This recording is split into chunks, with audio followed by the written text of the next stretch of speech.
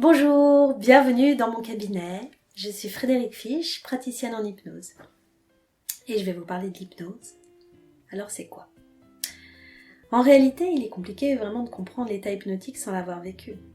Parce que c'est avant tout une expérience qu'il faut plus ressentir que comprendre. Mais je vais quand même vous l'expliquer.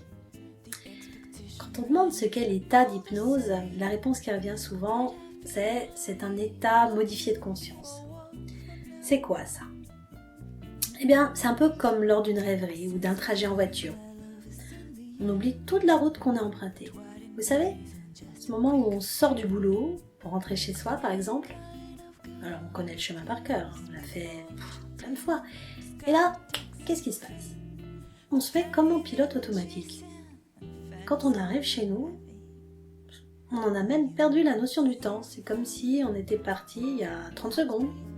Et pourtant, on est bien arrivé chez nous, on n'a pas eu d'accident. Alors que s'est-il passé? Là, en fait, c'est notre inconscient qui a pris le relais sur notre conscient qui s'est permis de vagabonder. En termes simples, notre conscient, c'est la partie de notre esprit qui contrôle nos mots. Il nous permet de nous concentrer, d'analyser, de choisir délibérément un plan d'action. C'est la partie critique de notre esprit. Alors il est très utile, mais il ne peut se concentrer que sur un tout petit peu d'informations à la fois. Il gère environ 10% de nos actes. Et notre inconscient, lui, il fait tout le reste.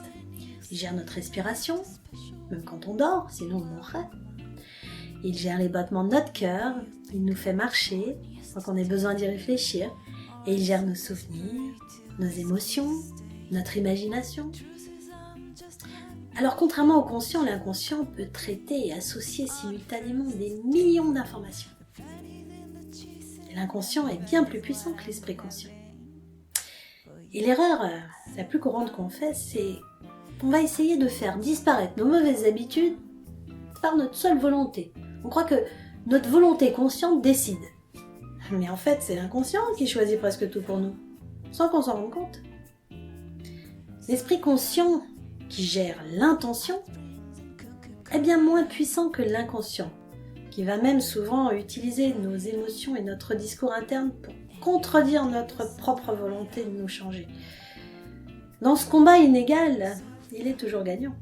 C'est donc lui qu'il faut convaincre si on veut faire des changements en nous. C'est pour ça que même avec toute la bonne volonté du monde, parfois on a besoin d'aide pour aller parler à cet inconscient. Parce que c'est difficile de le faire seul, déjà.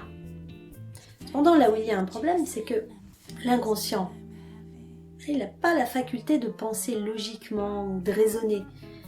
Il stocke les informations, il crée des automatismes, mais il ne sait pas les remettre en question, même lorsqu'ils sont devenus inadéquats. Il faut donc trouver d'autres astuces pour que le conscient puisse communiquer avec lui et les faire coopérer, tous les deux. C'est là que l'hypnose entre en jeu. Grâce à l'état modifié de conscience, on va avoir accès à certaines de nos ressources, de nos talents et de nos capacités qui échappaient auparavant à notre contrôle immédiat. Pour vous expliquer autrement l'utilité de l'hypnose, imaginons que nous soyons un ordinateur. Notre conscience, ce serait le bureau, avec ses dossiers et les drivers, les logiciels, disons qu'il gère 10% de l'ordinateur. Et l'inconscient, le disque dur, avec son espace de stockage et son système d'exploitation, 90%. Quand l'ordinateur est bloqué, ou ralenti, ou qu'il y a des virus, alors on va installer un antivirus.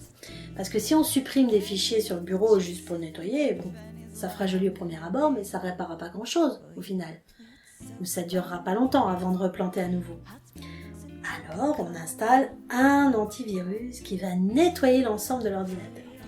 Le bureau, les fichiers, les logiciels, le conscient, et le disque dur, l'inconscient.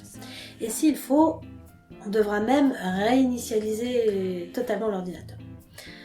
Si dans la vie on pouvait nettoyer notre mental comme on le fait avec un ordinateur, ne serait-ce pas merveilleux? En fait, on peut le faire. On peut même anticiper avant d'aller trop mal, en nettoyant régulièrement notre ordi perso. Déprogrammer des fichiers obsolètes qui seraient devenus limitants pour nous, qui nous ralentiraient dans nos objectifs. Ou bien des vieilles croyances qui auraient besoin d'être mises à jour. Malheureusement, On attend souvent que l'ordinateur soit complètement bloqué pour s'en occuper, pas vrai? On fait presque tous ça. Et avec nous, c'est pareil. On attend souvent d'aller très mal pour aller demander de l'aide. L'hypnose n'a rien de magique. Elle facilite simplement l'accès à l'intérieur de vous-même pour reprogrammer ces anciens schémas. C'est une façon d'enlever un programme obsolète de votre ordinateur mental et d'entrer de nouvelles applications qui répondent à vos besoins actuels. On peut même y associer différentes approches pour en augmenter l'efficacité. Moi, par exemple, j'y associe la PNL, l'EFT, la communication non violente et tout un tas d'outils issus de mon expérience, des bugs et plantages en tout genre. Parce que moi, j'ai dû réparer bien souvent mon ordi. Alors si vous voulez faire pause, reset, mise à jour, bref, vous autoriser à changer, à vous sentir mieux, n'hésitez pas à me contacter. Je serai ravie de vous accompagner dans cette voie et même vous rendre le plus autonome possible pour devenir un pro, pas de l'informatique, un pro de vous-même. Prenez soin de vous et à bientôt.